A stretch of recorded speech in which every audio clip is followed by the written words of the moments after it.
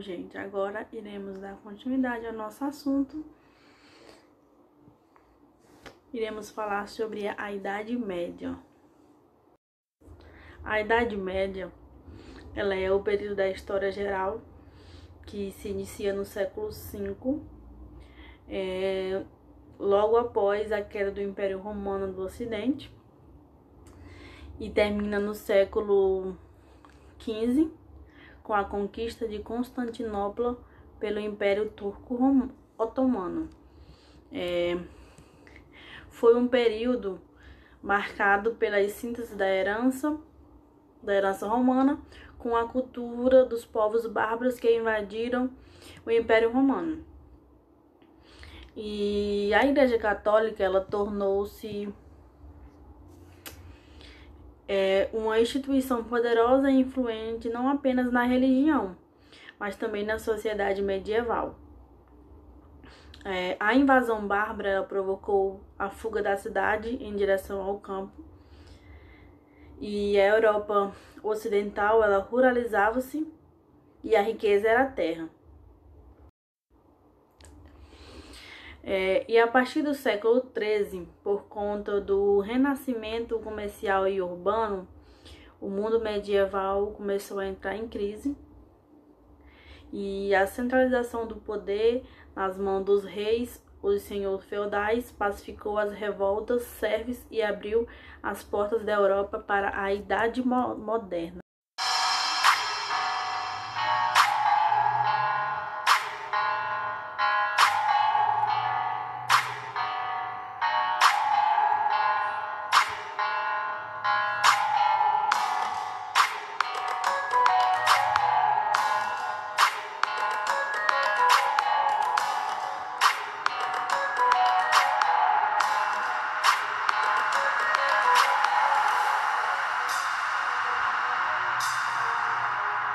Por que o nome Idade Média? Durante muito tempo, esse termo Idade Média ele foi muito discutido na historiografia. Os estudiosos modernos, no século XV em diante, eles fervorosos e defensores do pensamento racional e grandes admiradores da cultura grega-romana, fizeram uma análise sobre o período que se encerrava. E desde a queda do Império Romano do Ocidente até o século XV, cunhou-se Idade Média como um termo pejorativo, como se fosse o intervalo entre a Antiguidade Clássica, ou seja, os tempos áureos da Grécia e Roma Antiga, e a Idade Moderna, que era o período de resgate da cultura humanista, idealizada pelos primeiros filósofos gregos e concretizada pelos romanos. Por conta desse sentido pejorativo, chamou-se também a Idade Média de Idade das Trevas. Além de ser um intervalo, o período medieval era tido como obscuro, tomado pelas crenças ditadas pela Igreja Católica, que desprezava o pensamento racional e que não teve produções intelectuais de relevo.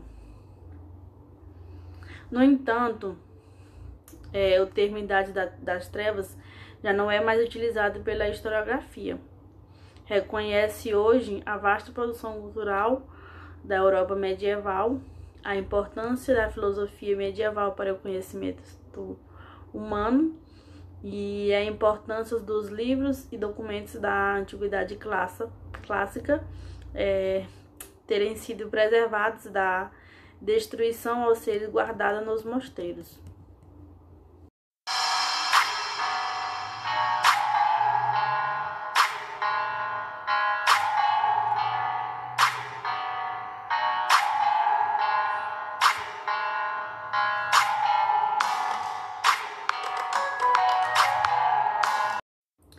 Como a Idade Média ela é um período extenso da história geral, ela foi dividida em dois grandes momentos, que foi a Alta Idade Média e a Baixa Idade Média.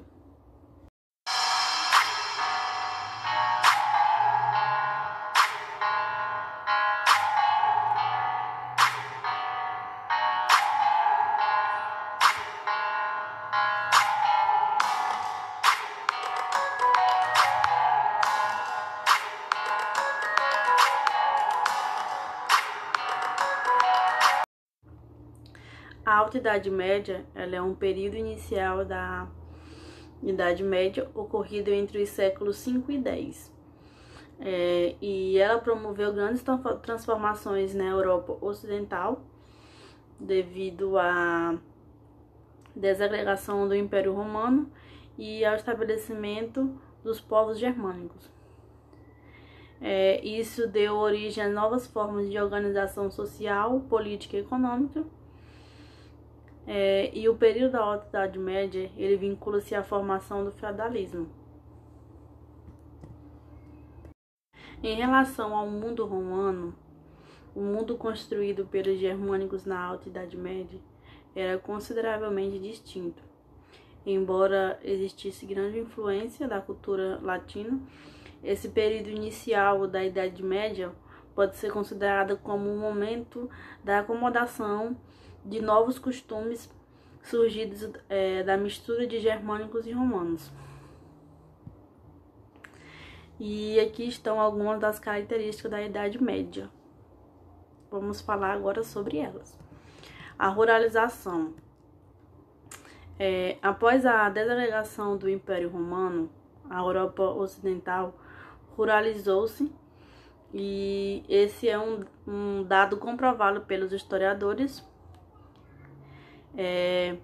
e foi uma consequência direta da devastação causada pela crise romana e pelas invasões germânicas. Os povos invasores tinham como grande alvo as cidades romanas, pela quantidade de bens que poderiam ser saqueados. Além disso, com a crise econômica romana e a devastação causada pelos germânicos, a produção agrícola do Império caiu drasticamente e o comércio enfraqueceu-se. E com a produção e o mercado em queda, as grandes cidades ficaram desabastecidas. Num cenário de morte e fome, as cidades logo se tornaram locais de proliferação de doenças. E esse cenário forçou milhares de pessoas a buscarem refúgios no campo, longe das cidades. E elas passaram a se abrigar em pequenas vilas ou ao redor de grandes propriedades de terra para obter alguma proteção e comida. E os donos das grandes propriedades converteram-se em chefes militares para garantir a segurança de seus bens e passarem a explorar aqueles que procuravam trabalho em suas terras, desenvolvendo-se nesse processo a servidão medieval. Agora vamos falar sobre a redução populacional. A Alta Idade Média ela ficou marcada pela redução populacional. Os fatores diretos dessa redução foram as guerras, a fome e as doenças que foram trazidas durante as invasões germânicas. O trabalho e a sociedade. Como eu mencionei, durante a Alta Idade Média consolidou-se a escravidão. O camponês ele ficava preso à terra em que ele estava durante toda a sua vida. Essa terra não pertencia a ele, mas a um nobre que lhe fornecia o direito de instalar-se nela e tirar a sua subsistência do cultivo. O camponês ele deveria pagar vários tributos pelo direito de cultivar a terra e por utilizar as instalações do seu senhor. Esse processo de consolidação do trabalho serviu aliado à ruralização e ao o progressivo isolamento dessas propriedades, que fez com que o feudalismo fosse estruturado. No entanto, a formatação clássica do feudalismo só entrou em vigor a partir do século XI, portanto, na Baixa Idade Média. O trabalho dos camponeses era marcado pela baixa produtividade, pois era manual e as técnicas de produção eram arcaicas. Isso afetava diretamente a vida dos camponeses, uma vez que grande parte da sua pequena produção era revertida em impostos para os donos da terra.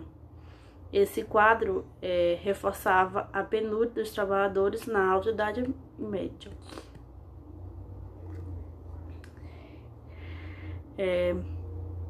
O trabalho dos camponeses era marcado pela baixa produtividade,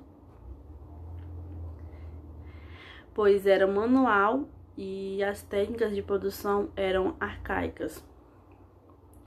Nesse período, começou também a estabelecer-se uma sociedade estamental, que é dividida em classes e com mobilidade social.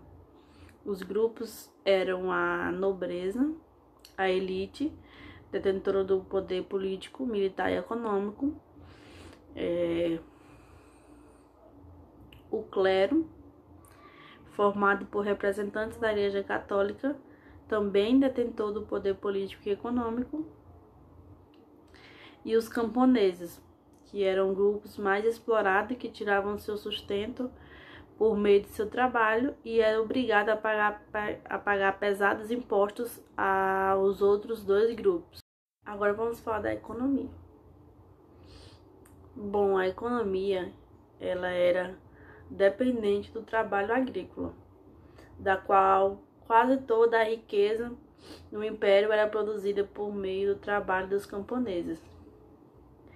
A produção artesanal era baixa, e isso era fruto da redução populacional, pois não havia mão de obra qualificada para a atividade, além de haver pouca matéria-prima disponível e poucos consumidores.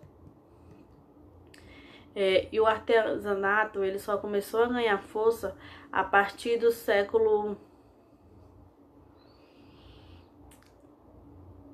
Gente, eu não tô lembrando qual era o século.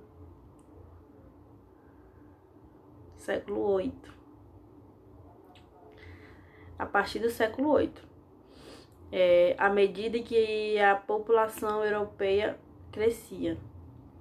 No caso do comércio, é importante esclarecer que o comércio mediterrâneo, por influência dos bizantinos, continuou existindo. No entanto, na Europa Ocidental, essa atividade ela enfraqueceu-se por conta da organização econômica baseada em um relativo isolamento.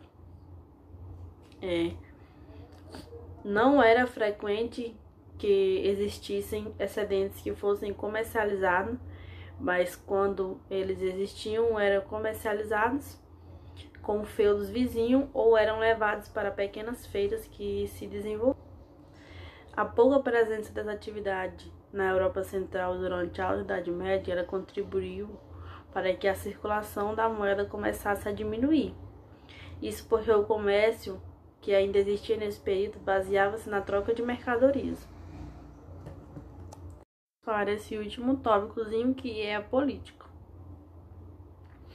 Bom, politicamente, a influência da cultura germânica ela foi muito presente, ao começar pela forma como essa população organizava-se.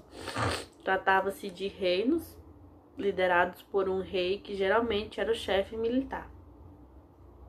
Gente, vocês me perdoem se sair assim alguns fungadozinhos, porque eu tô com a minha rinite atacada. E aí é inevitável não fungar um pouco. Bom, continuando. Essa estrutura de poder era típica dos povos germânicos. E o historiador Jacques afirmava que ela é detestada pelos romanos.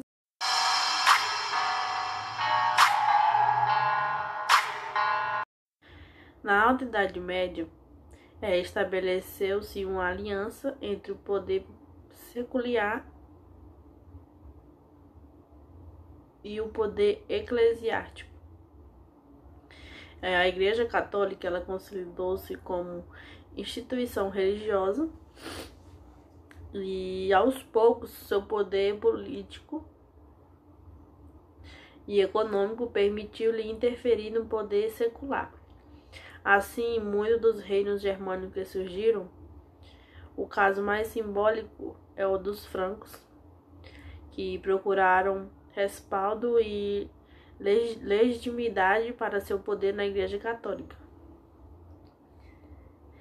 Por fim, vale destacar que na Alta Idade Média estabeleceu-se uma relação de poder que foi uma das grandes marcas da Idade Média, a vassalagem, eu acho que é assim que se pronuncia. Isso aconteceu porque na Alta Idade Média o rei era uma figura frágil e que só garantia sua posição de poder com o apoio de outros nobres ou chefes militares. E para isso surgiu essa relação de fidelidade entre rei e nobre, na qual o rei demandava a fidelidade de seu nobre. Em troca, o rei fornecia uma terra e os direitos e privilégios de exploração ao seu nobre, que por sua vez devia auxiliá-lo na governança e fornecer suas tropas quando necessário.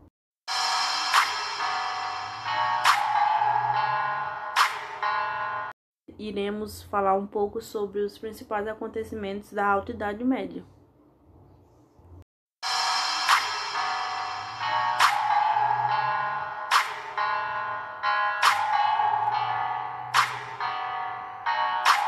O Império Carolíngio. Ele foi uma continuidade do reino dos francos, e o diferencial desse período é que o trono estava nas mãos da dinastia carolíngia. Os carolíngios, portanto, eram francos, e esse povo estabeleceu-se na região da Gália durante a fase final do Império Romano do Ocidente. Os francos receberam mais destaques por terem tido o único povo germânico que conseguiu estabelecer um reino duradouro na Europa.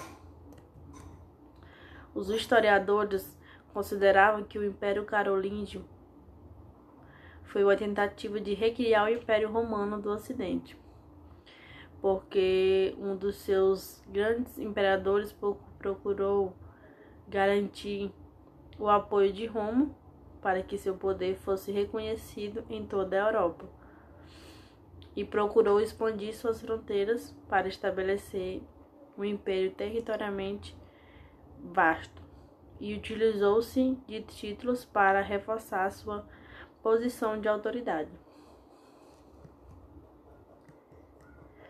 O início da dinastia carolíngia está relacionado com a ascensão de Pepino, o Breve, ao trono franco.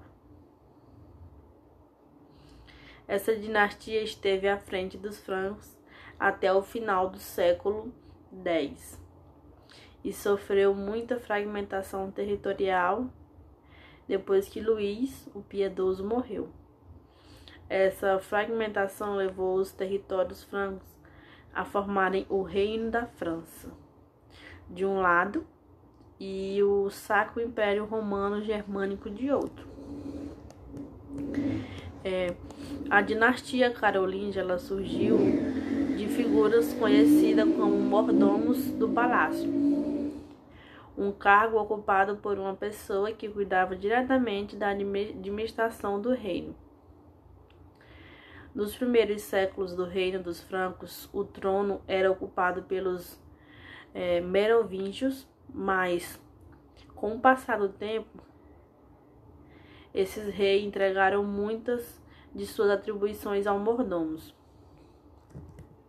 Esses funcionários então acumularam grande poder, tendo acesso aos nobres e aos cofres reais.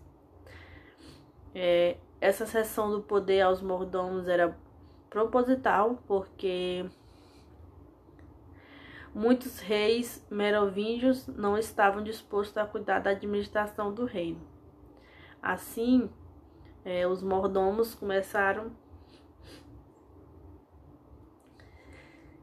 a ganhar influência entre a nobreza franca, ao passo que os reis foram enfraquecendo-se.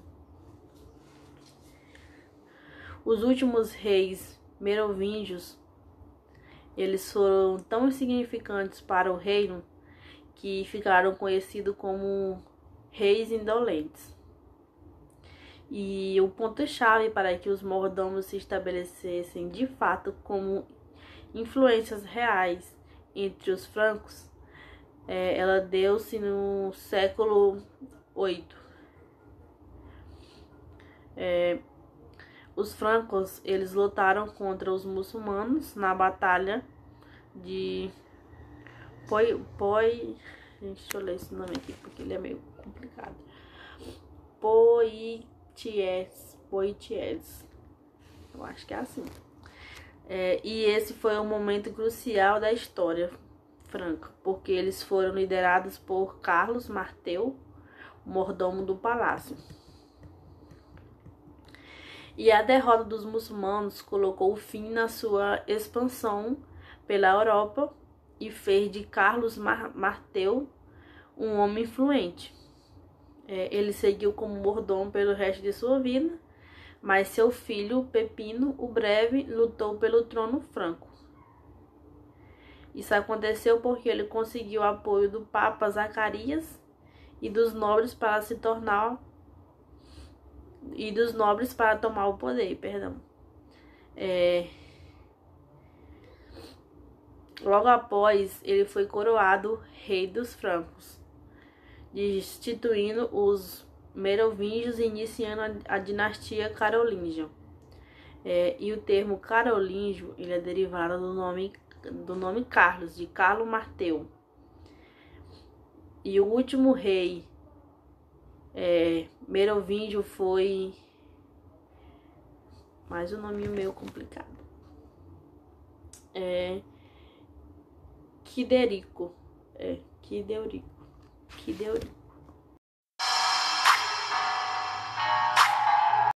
Pepino o Breve, ele ocupou o trono carolíngio.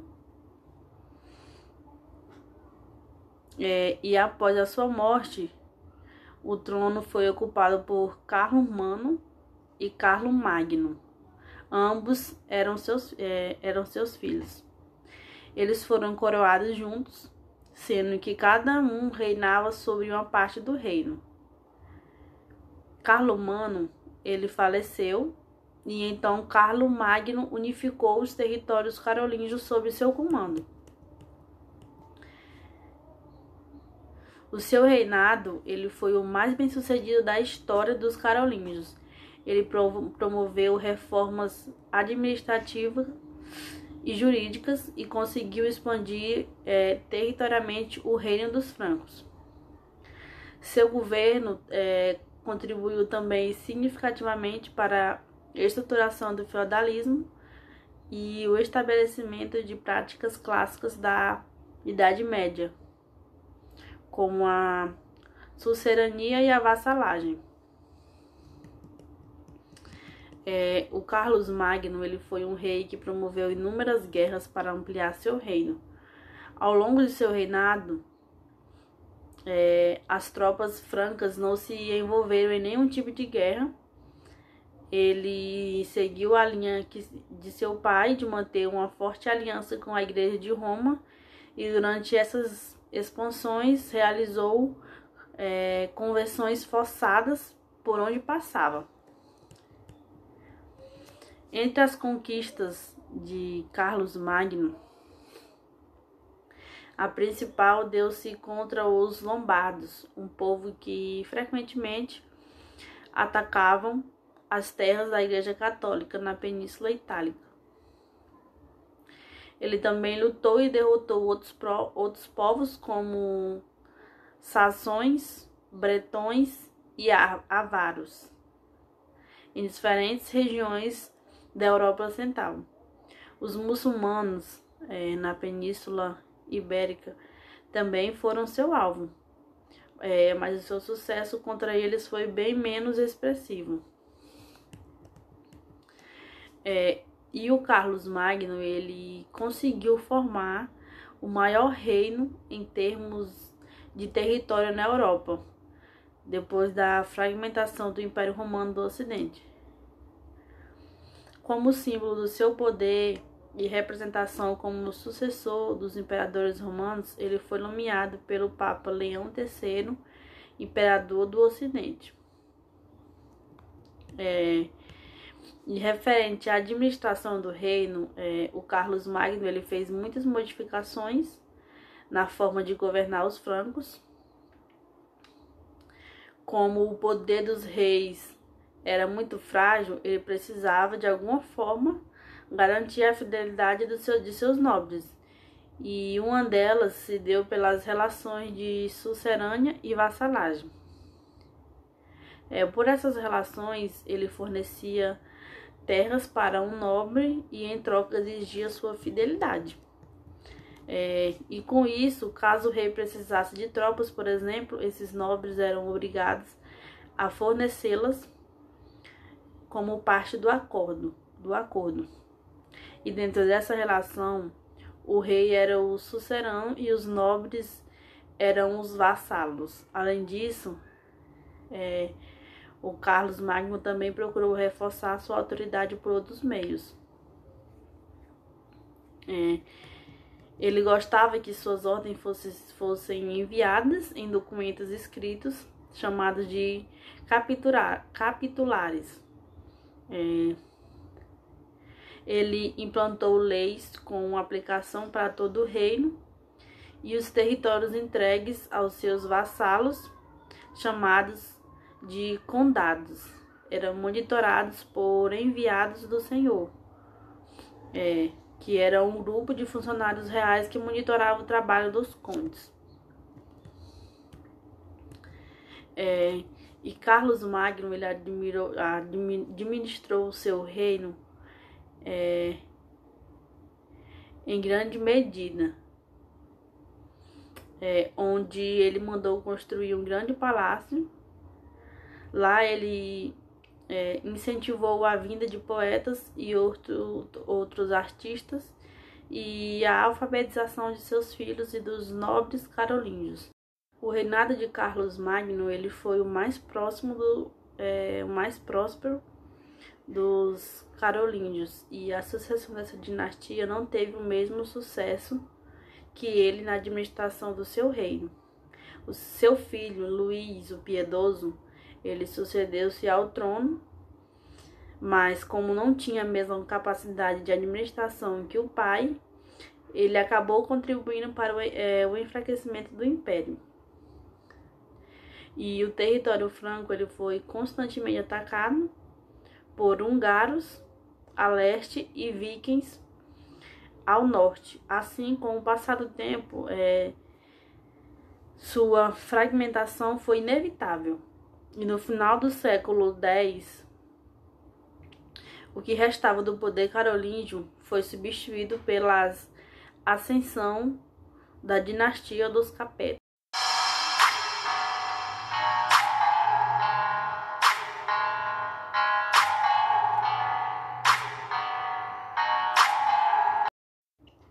Agora vamos falar sobre o Império Bizantino. Esse Império Bizantino ele ficou conhecido também como Império Romano do Oriente. E foi uma das organizações políticas mais importantes e duradouras do mundo antigo e medieval. A história do Império Bizantino ela começou com a fundação da cidade de Constantinopla sobre o que havia sido até então Bizâncio, uma antiga colônia grega. O fundador de Constantinopla, Constantino o Grande, filho de Constâncio Cloro, foi aclamado um dos imperadores romanos após a morte de seu pai.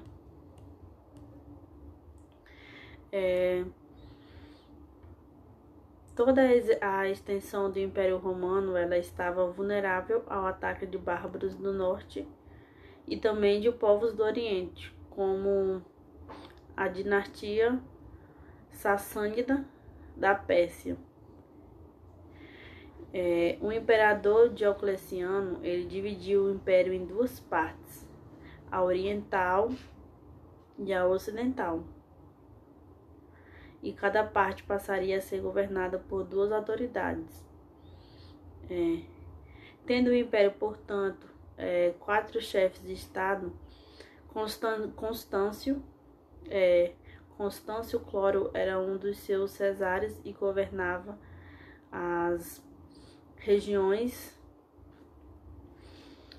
da Hispânia, Gália e Britânia. Quando um César morria, sucedia geralmente o herdeiro de sangue, que foi o que ocorreu com Constantino, ascendendo-se ao poder na parte ocidental.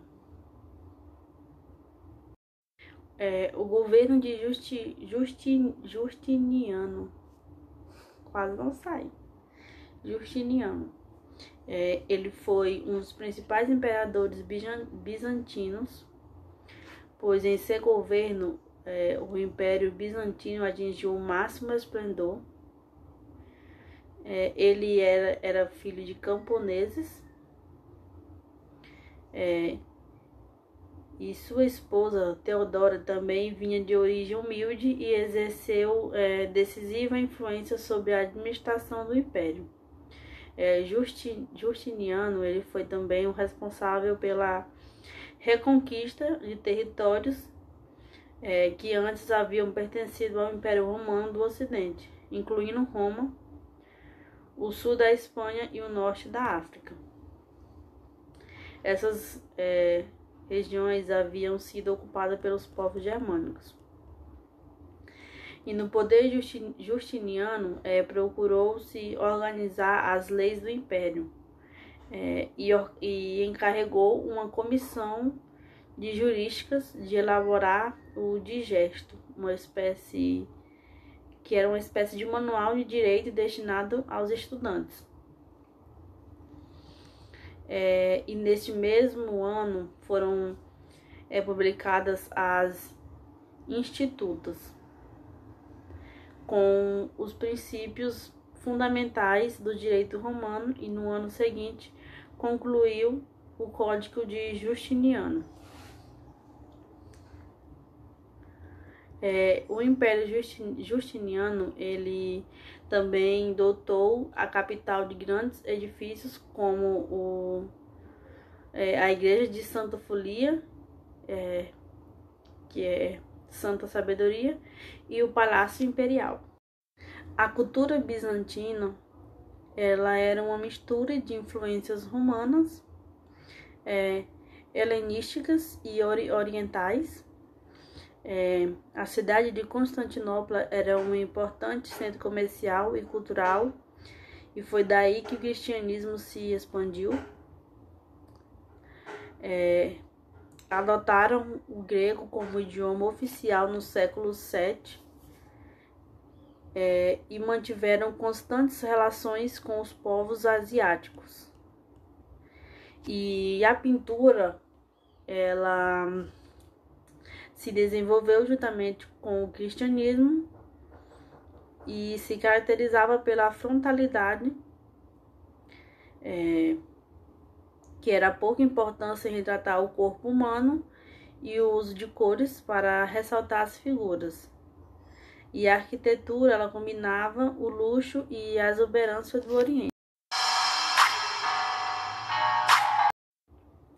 A economia no Império Bizantino ela estava situada numa posição privilegiada entre a Europa e a Ásia, na passagem do mar de Marmará para o Mar Negro. Constantinopla era o ponto para os comerciantes que circulavam entre o Oriente e o Ocidente. A cidade ela possuía diversas manufaturas, como as de seda, e um comércio desenvolvido. Devido à prosperidade econômica, a cidade era alvo de expedições militares de povos orientais, mais tarde dos árabes. Estava fortificada com muralhas, e os bizantinos desenvolveram o fogo grego, que era substância que permitia arder mesmo na água.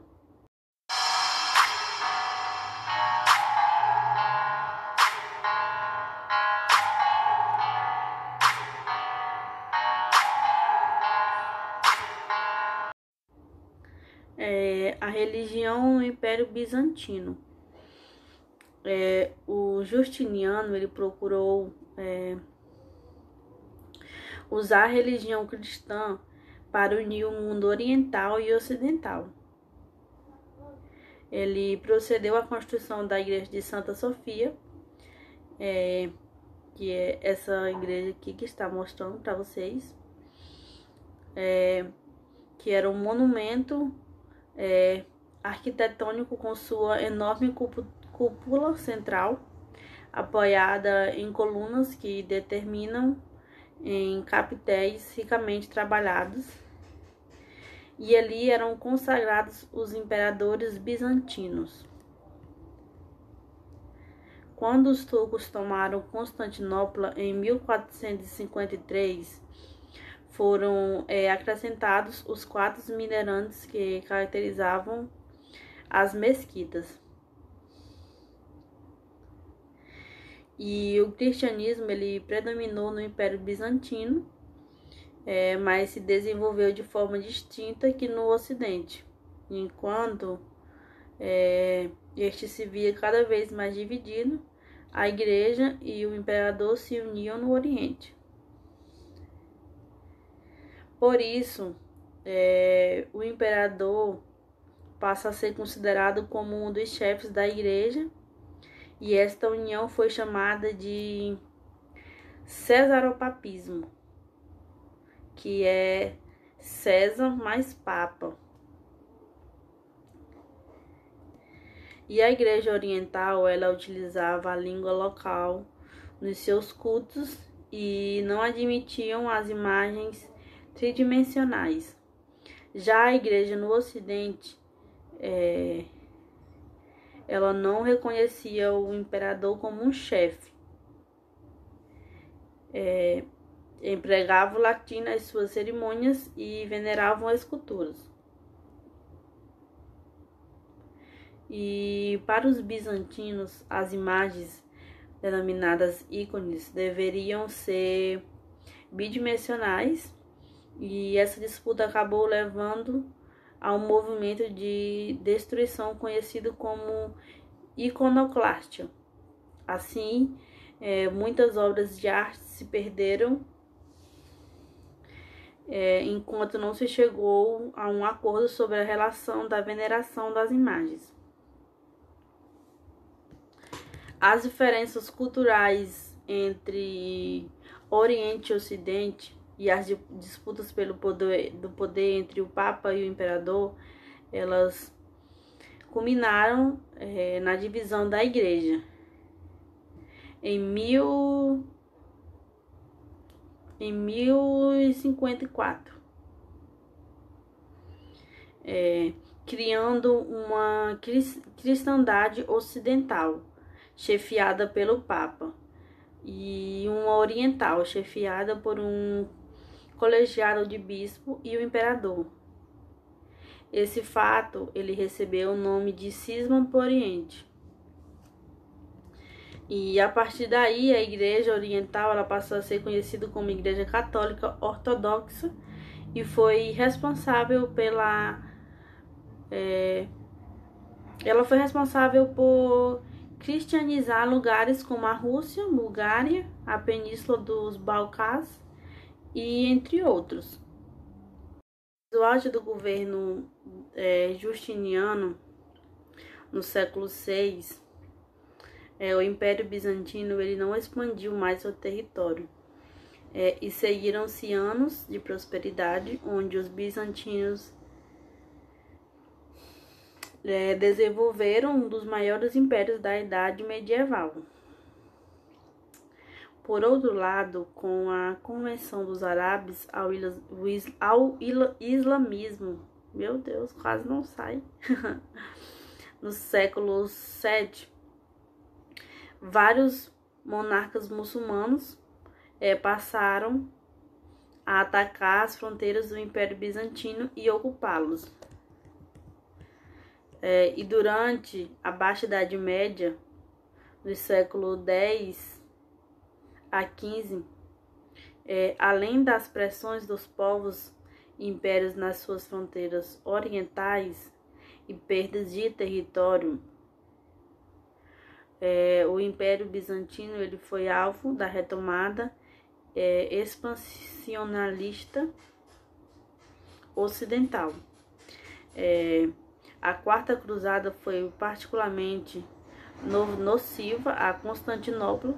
Ao invés dos cruzados atacarem Jerusalém, eles preferiram guerrear contra o Império Cristão e ainda instalaram ali o Patriarcado Latino. E com a expansão dos turcos otomanos no século XIV, tomando os Balcãs e a Ásia Menor, o Império acabou reduzindo a cidade de Constantinopla. E o predomínio econômico das cidades italianas ampliou o enfraquecimento bizantino, que chegou ao fim em 1453, quando o sultão Maomé II destruiu as muralhas de Constantinopla com poderosos canhões. E os turcos transformaram em sua capital, passando a chamá-la de Istambul. Agora iremos falar sobre o surgimento do islamismo. Já falamos sobre o Império Carolíngio e o Império Bizantino. Agora vamos falar sobre o surgimento do islamismo. O islamismo é uma religião surgida na Península Arábica no começo do século VII por meio de Mohammed. Eu acho que é assim que se pronuncia, me perdoe se estiver errado, que é conhecido em português como Maomé. Essa crença religiosa atualmente é a segunda maior do mundo, possuindo cerca de 1,8 milhão de fiéis. E a maioria deles estão localizados no continente asiático e africano.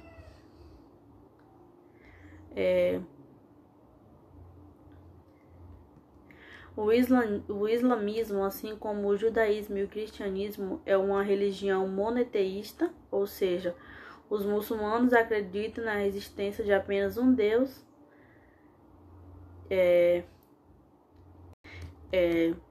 Muhammad, ele nasceu em Meca e perdeu seus pais ainda na infância, tendo sido criado pelo seu tio, Abu Taleb. Tornou-se comerciante, realizou inúmeras viagens ao longo de sua vida e aos 25 anos casou-se com uma viúva rica chamada Khadija. Muhammad, é isso aí mesmo. Conta que ele era um homem que se isolava com certa frequência para orar e meditar. E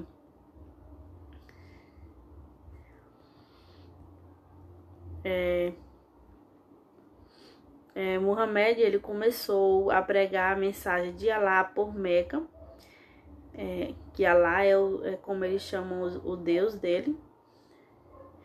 E os primeiros convertidos foram sua mulher, seu primo.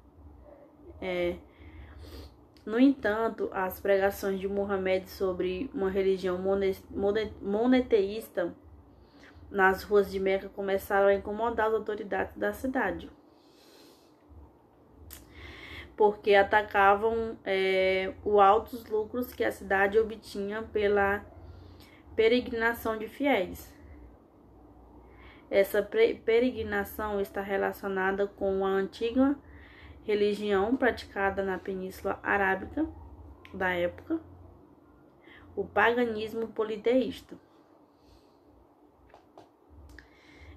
Com isso, Muhammad e seus seguidores começaram a ser perseguidos pelas autoridades locais, e isso fez com que alguns fiéis do Islã fugissem para a região da Etiópia. E o próprio Muhammad obteve refúgio em Medina, cidade que mostrou certa respectividade à mensagem de Alá. Gente, vocês me perdoem, tá, por esse esfungado, porque eu tô com a minha rinite atacada.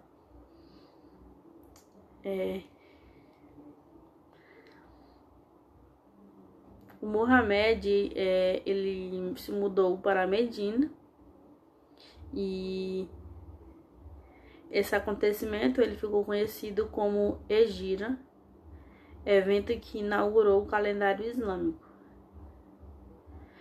O estudioso especialista em Islã, Jakes, falava que na época da Hegira existiam cerca de 200 adeptos ao islamismo na cidade de Meca. Em Medina, o islamismo cresceu e tornou-se uma religião influente e estabeleceu nela um estado. E Mohammed ele tornou-se chefe de Medina, e os novos convertidos naquela cidade começaram a organizar-se e atacar caravanas de Meca. Um dos grandes feitos do Muhammad de Medina foi a vitória na Batalha de Badr, em 624 d.C. Os muçulmanos também tiveram pequenos conflitos com a comunidade judaica presente em Medina,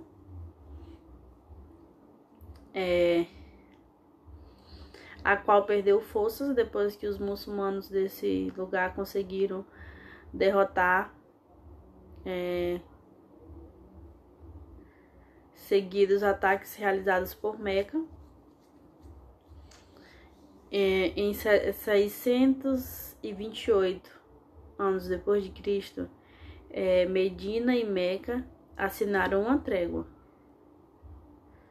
No entanto, em 630 anos depois de Cristo, Meca foi conquistada pelos muçulmanos depois de um desacordo que levou ao fim da paz entre as duas cidades. Depois que Meca foi conquistada, o culto aos ídolos do paganismo foi proibido, e o islamismo ele espalhou-se por toda a Península Arábica. Sua difusão por essa religião foi realizada com sucesso até o ano em que Mohammed faleceu. E os seguidores do islamismo posteriormente foram responsáveis por levar sua religião para outras partes da Ásia, além de expandirem pela Europa e África.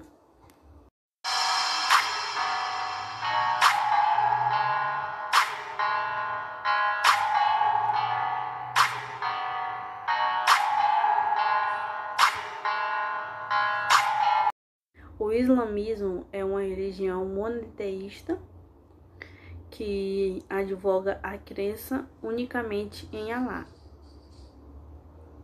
Os muçulmanos acreditam na onipotência e onisciência desse Deus, além de crerem que ele é o criador do universo. Esses fiéis, eles referem-se constantemente a Alá como o Clemente, o Misericordioso. E essa menção é encontrada em quase todo o Alcorão e consta no texto do livro sagrado dos muçulmanos que foi transcrito anteriormente nesse texto.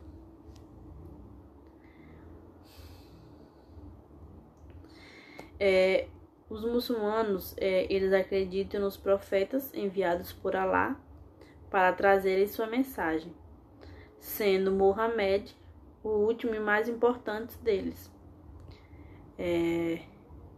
Alguns dos profetas em que eles acreditavam são Adão, Noé, Abraão, Moisés, Jesus e o próprio Muhammad.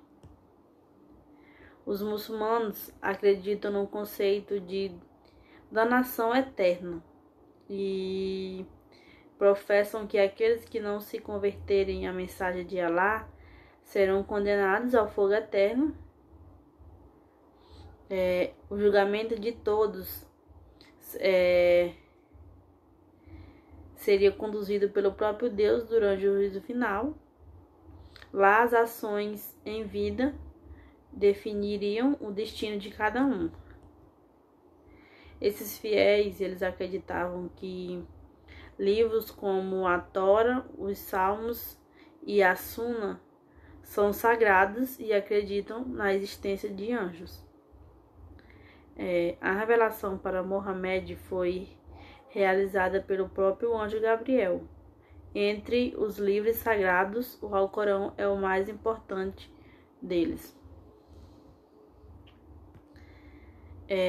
Os muçulmanos acreditam também que 3 cidades são sagradas: Medina, Meca e Jerusalém.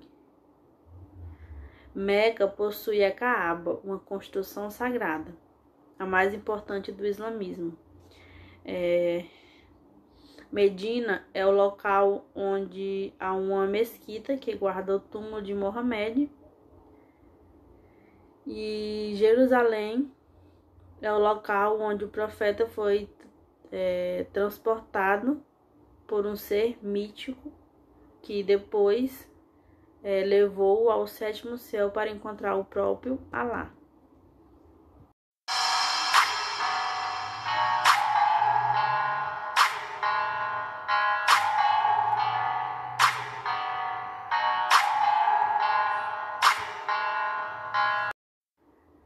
O islamismo, ele é uma religião que possui 5 pilares que todo muçulmano deve seguir no exercício de sua fé. São eles: o primeiro recitar o credo, que não existe nenhum Deus além de Alá, e Muhammad é seu profeta. Segundo, orar 5 vezes ao dia na direção de Meca. Terceiro, observar o jejum durante o mês sagrado chamado Ramadã. Terceiro, realizar o zakat, a doação de 2,5% de seus lucros para os mais pobres. E 5, visitar Meca uma vez na vida, desde que se tenha condições para isso.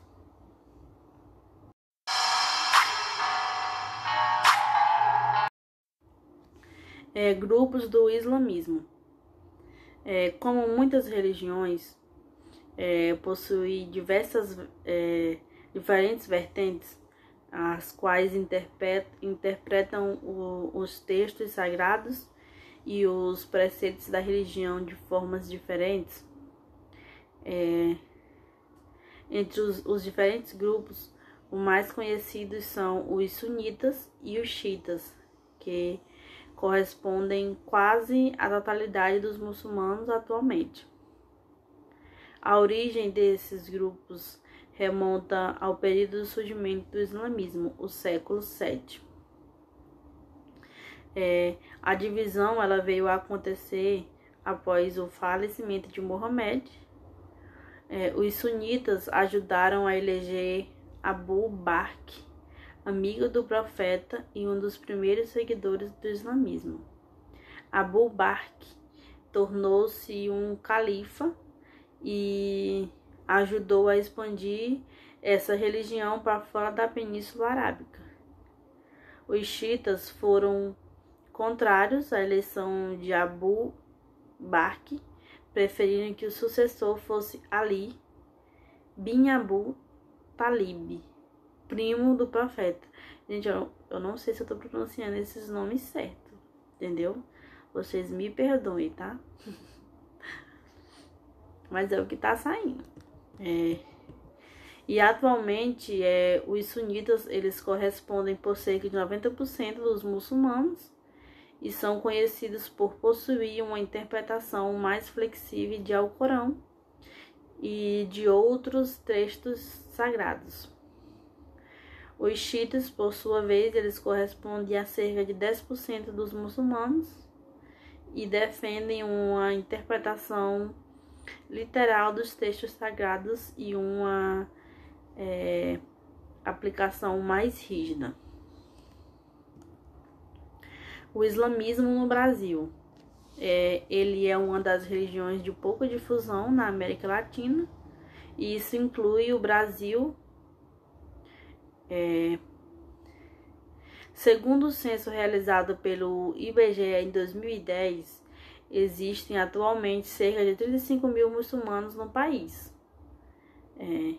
Isso é um número bastante pequeno em relação à população brasileira, que supera 20 milhões de habitantes. Uma das cidades brasileiras com maior presença de muçulmanos é São Paulo.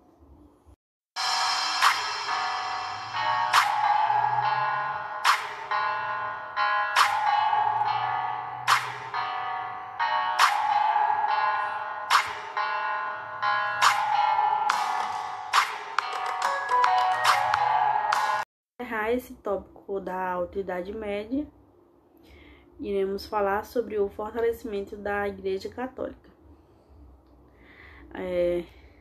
A desagregação do Império Romano e o início da Alta Idade Média contribuíram para o crescimento e fortalecimento da Igreja Católica por meio do Edito de Tessalônica, ratificado pelo imperador Teodósio I.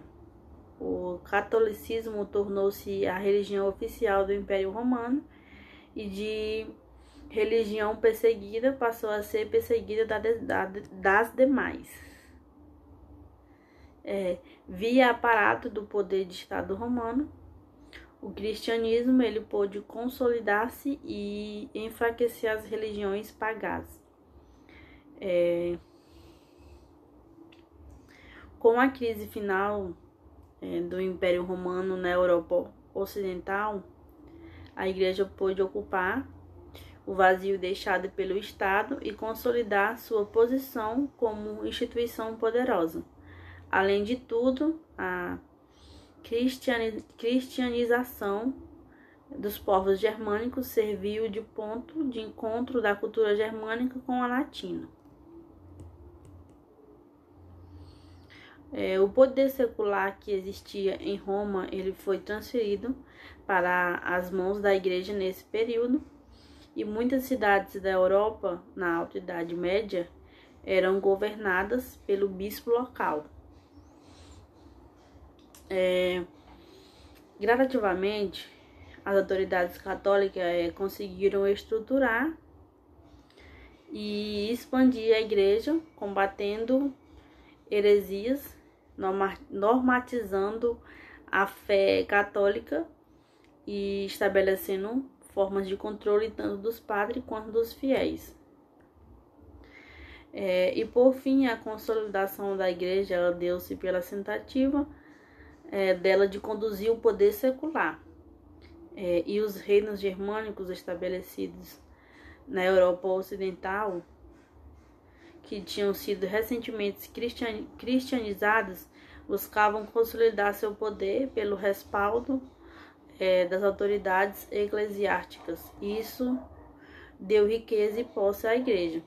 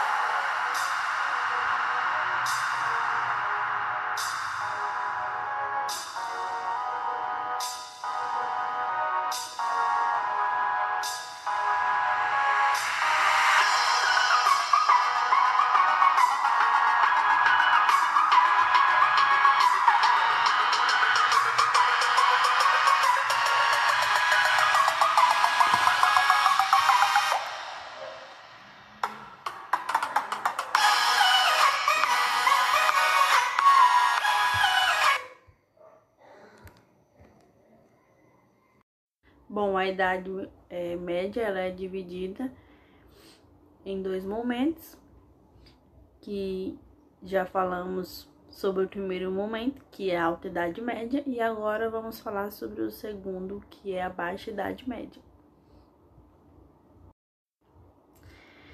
A Baixa Idade Média ela é considerada o período do auge do feudalismo no medievo. Esse ápice ele deu-se entre os séculos XI e XIII, sendo o período anterior a isso de formação e o posterior de decadência e formatação de uma nova organização política, econômica e social na Europa Ocidental. O feudalismo é, portanto, o conceito base para entendermos o funcionamento da sociedade europeia na Baixa Idade Média. Esse conceito não se refere apenas ao sentido econômico de exploração da terra pelos camponeses, presos a ela pela relação existente entre eles e o senhor feudal.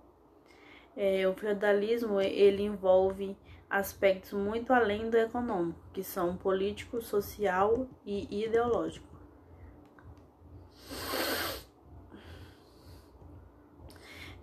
E dentro dessa estrutura, os feudos eles são o lugar de maior importância. Em um mundo ruralizado, na qual a exploração da terra era a principal forma de sobrevivência, a concentração populacional dava-se neles. E os feudos eram terras dos nobres oriundos da riqueza familiar ou da relação da riqueza com o rei. Assim, os principais locais da Baixa Idade Média eram o feudo, que incluía castelo, terra, instalações e a floresta, da qual se retirava a lenha e caçava-se animais. Nesse período, dois locais comuns, além desses que eu citei, eram as aldeias, formado ao longo da Alta Idade Média, e a igreja. O camponês estabelecido no feudo, ele tinha uma relação de servidão com o senhor feudal e não poderia abandonar a terra. A posição do senhor feudal era hereditária, portanto, transmitida aos filhos, e o camponês tinha de ressarci-lo pelo direito de usar a terra e as instalações nela. O direito do senhor feudal de possuir, explorar a terra e de cobrar os impostos aos camponeses instalados lá era oriundo da relação de vassalagem que tinha com o rei. A relação da vassalagem do rei com os seus nobres surgiu no século XIII, no Império Carolíngio, como já citamos anteriormente, onde falamos da Alta Idade Média. E nela, o rei cedia parte do seu território para os nobres e em troca recebia a fidelidade deles, que garantiam auxiliá-los na administração do império. E nos momentos de guerra, esses nobres disponibilizavam suas tropas para defender o reino. No âmbito social, esse período ele não foi muito diferente da Alta Idade Média, pois os três grandes grupos sociais eram a nobreza, que era formada pelos reis e nobres, o clero, que era formado por representantes da igreja, e os camponeses, que em sua grande maioria eram servos que trabalhavam nas terras que pertenciam à nobreza. E tratava-se de uma sociedade estamental, isto é, marcada por pouca ascensão social. A Baixa Idade Média, por sua vez, ela passou a presenciar significativas mudanças sociais, sobretudo a partir do século XII, quando a população urbana começou a crescer. Relativamente, as cidades elas voltaram-se contra o processo de feudalização e geraram a possibilidade de surgimento de novos grupos sociais como a burguesia.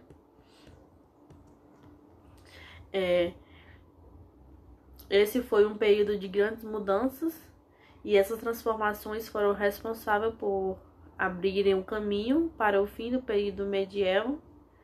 E a Baixa Idade Média ela foi uma época de crescimento urbano e comercial, de consolidação do poder dos reis, de formações de estados nacionais, de surgimento de línguas nacionais e entre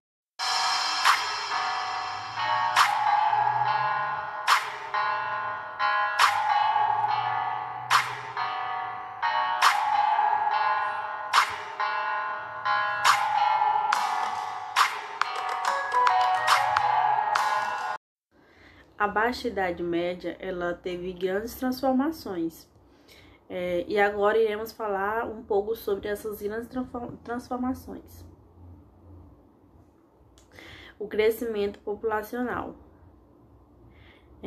Desde o século XIII, a Europa estava em recuperação demográfica, mas esse crescimento populacional ele acentuou-se a partir da Baixa Idade Média.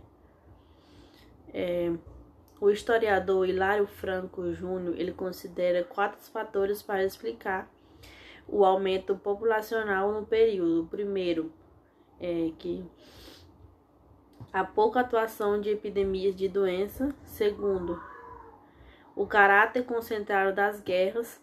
Terceiro, o fato do clima durante a Baixa Idade Média ter sido mais ameno em relação ao da Alta Idade Média. E quarto, as inovações técnicas que garantiram o aumento da produtividade. O resultado disso foi que no final do século XIII, a população na Europa Ocidental era de mais de 50 milhões de pessoas, enquanto que no final do século da Alta Idade Média, ela era de mais de 22 milhões de pessoas. Esse aumento também foi o pontapé para uma série de mudanças no continente.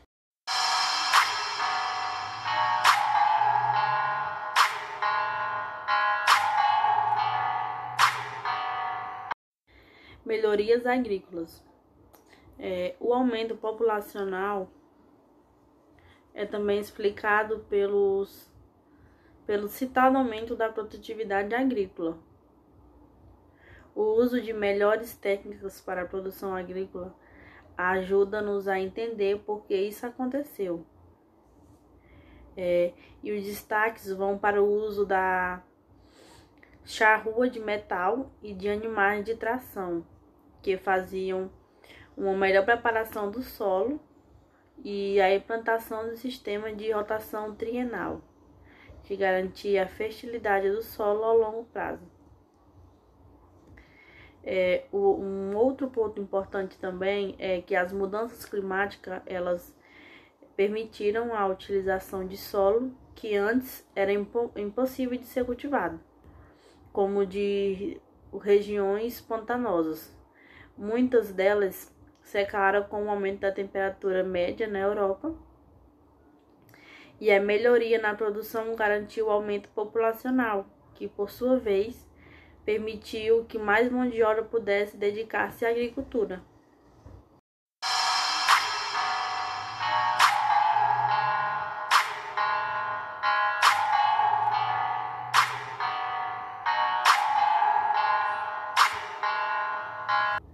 O renascimento do comércio e urbano. O aumento da produtividade garantiu a existência de um excedente que pode ser comercializado, e isso permitiu o renascimento do comércio na Europa. Pouco a pouco, essa atividade ela consolidou-se por meio da formação de feiras. E à medida que avançava, foram sendo criadas rotas comerciais no norte da Europa e nas regiões mediterrâneas. O renascimento comercial esteve diretamente relacionado com o renascimento urbano. E isso aconteceu porque muitos camponeses começaram a mudar-se para as cidades a fim de fugir dos laços de servidão que existiam nos feudos. E à medida que o comércio desenvolvia-se, comerciantes instalavam-se nos arredores das cidades, inicialmente com feiras temporárias, que depois tornaram-se fixas e viraram um anexo nas cidades, os burgos. O comércio na Europa ganhou incentivo definitivo com o início das cruzadas, no final do século XI. O envio de soldados para o Oriente e a migração de milhares de pessoas desejosos de estabelecer-se na Terra Santa abriram todo o mercado oriental, cujas mercadorias eram consideradas luxuosas pela Europa Ocidental. É importante também considerar que o crescimento urbano ele garantiu o surgimento de uma nova classe social, o burguês, habitante do burgo, anexo da cidade consolidado como parte dela pela fixação dos comerciantes. E novos ofícios surgiram e consolidaram-se em corporações de ofícios, organizações que reuniam pessoas que praticavam a mesma atividade. A centralização política uma das mudanças mais significativas do período foi a centralização do poder e isso entendemos como o fortalecimento da posição do rei e a formação dos estados-nações, governados por monarquias. O fortalecimento da posição do rei aconteceu à medida que as relações feudais e de vassalagem enfraqueciam-se. E nesse período, os reis eles combateram e puniram os senhores que desobedeciam às suas ordens ou que não cumpriam suas obrigações enquanto vassalos. Esse fortalecimento ele garantiu a existência de dinastias reais e resultou na consolidação dos territórios dessas dinastias, dando origem ao que conhecemos como Estado Nacional. No caso da consolidação do poder do rei, podemos usar como exemplo os casos da Inglaterra e França. No caso francês, no final do século X, consolidou-se no poder a dinastia dos Capetos, que pouco a pouco combateram os senhores feudais, tomando as terras deles para si e realizando a unificação jurídica da França. E isso transformou o poder do rei em força de lei em todo o território. E no caso da Inglaterra, o ponto de partida foi a conquista da região pelos normandos em 1066, por meio de uma estrutura administrativa formada por burocratas.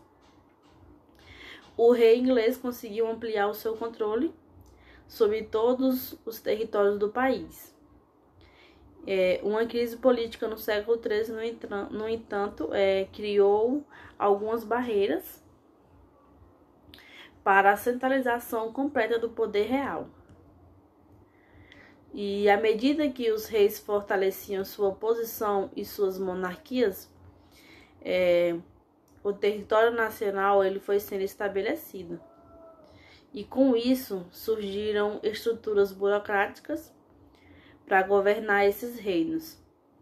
E assim, especialistas foram nomeados para cuidar de assuntos relativos às finanças, a cobrança de imposto, a formação de tropas nacionais e entre outros. E criou-se desse modo a estrutura de um Estado moderno.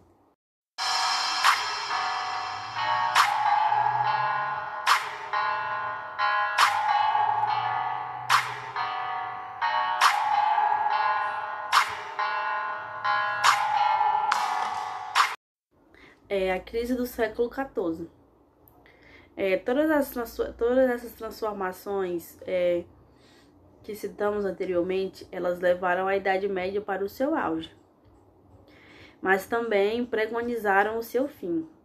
O século XIV ele é marcado por inúmeras crises que reforçaram a decadência do feudalismo e possibilitaram o surgimento de novas estruturas para a sociedade, economia e políticas europeias. Primeiramente, o aumento da temperatura presente em boa parte da Baixa Idade Média deu lugar a um resfriamento que afetou a produtividade como um todo. E isso resultou em ciclos de colheitas ruins que geraram altas no preço da comida e milhares de pessoas morreram de fome.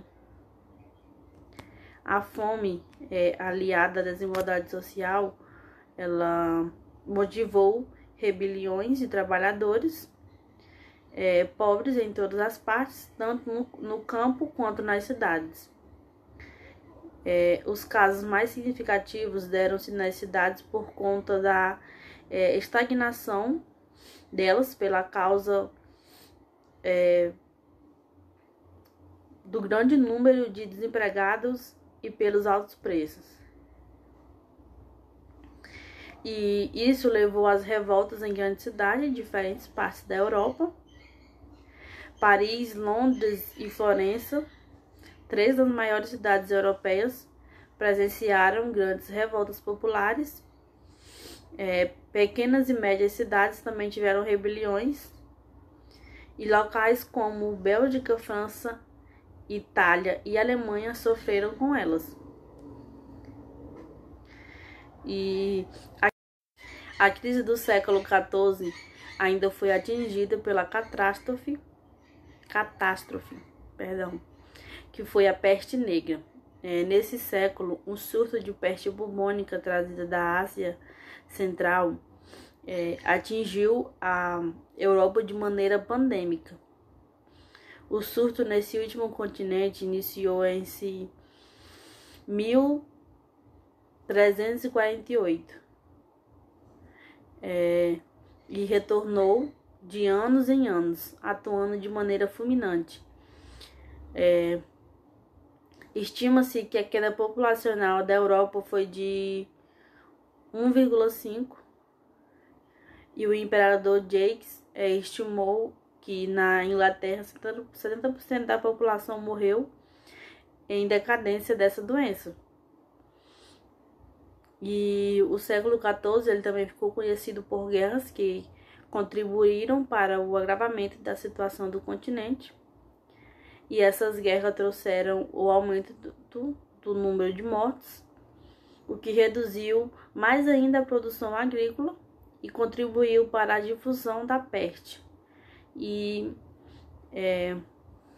elas foram tanto externas como a Guerra dos 100 Anos, como internas, principalmente por conta da disputa pelo poder dos reis.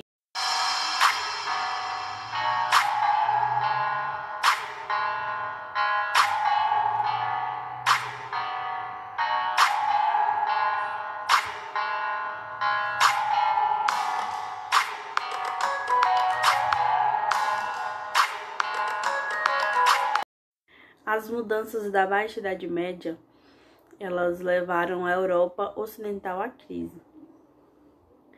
A centralização do poder nas mãos dos reis reduziu os poderes locais, que estavam sob o comando dos senhores feudais.